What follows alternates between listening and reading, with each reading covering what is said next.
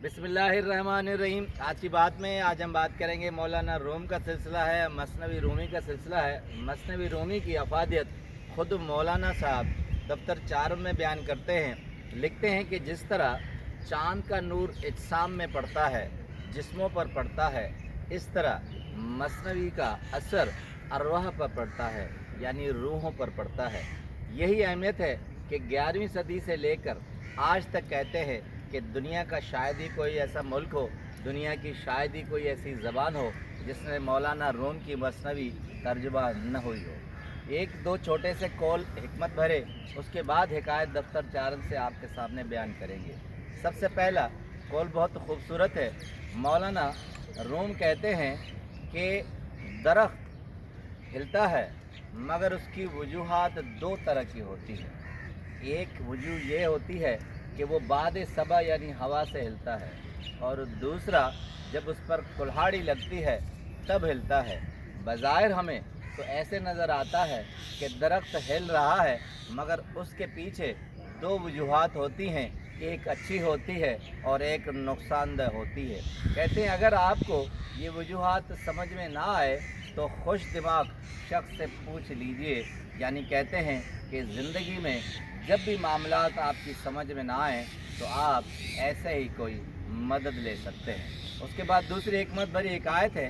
कहते हैं कि एक बछेरा यानी नर मादा घोड़े का बच्चा अपनी माँ के साथ तालाब पर पानी पी रहा था। अब कहते हैं जैसे ही बछेरा पानी की तरफ बढ़े तो पीछे से कुछ लोग सीटियाँ मार रहे थे और वो दबक जाता, बहक जाता और परेशान होता।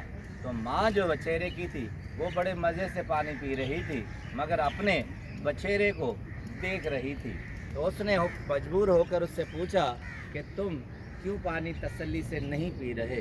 उसने कहा माँ, पीछे कुछ लोग सीटियाँ मार रहे हैं, मैं इस वजह से डर जाता हूँ और मैं पानी तसल्ली से नहीं पी सकता। अब बहुत खूबसूरत जुमला मौलाना रूम बछेरे की माँ की सूरत में बयान करते हैं। कहते हैं कि बछेरे की माँ ने कहा कि बेटा, अज़ल से यही दस्तूर रहा है, कुछ फजूल लोग किसी को काम अपना करने नहीं देते।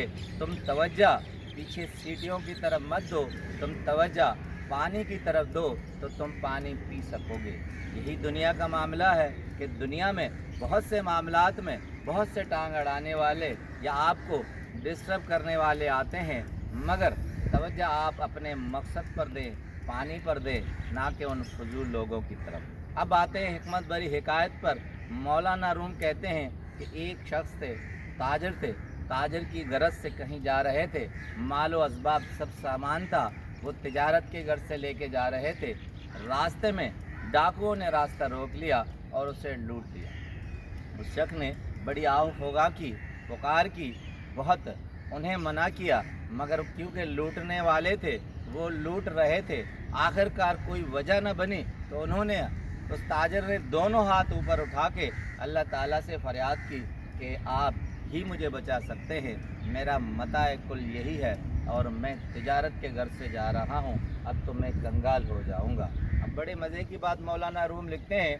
कहते हैं कि उसे अंदर से आवाज़ आई कि बेवकूफ़ शख्स, तुम अपने माल के जाने की फ़िक्र कर रहे हो, मगर जिस तेज़ी के साथ तुम्हारी ज़िंदगी जा रही है, उम्र जा रही है, दिन जा रहे हैं, उसकी फ़िक्र नहीं करते। अचानक उस शख्स के अंदर तब्दीली आई, वो वापस अपने घर की तरफ लौटा और मुत्तकी परहेज़गार हो गया।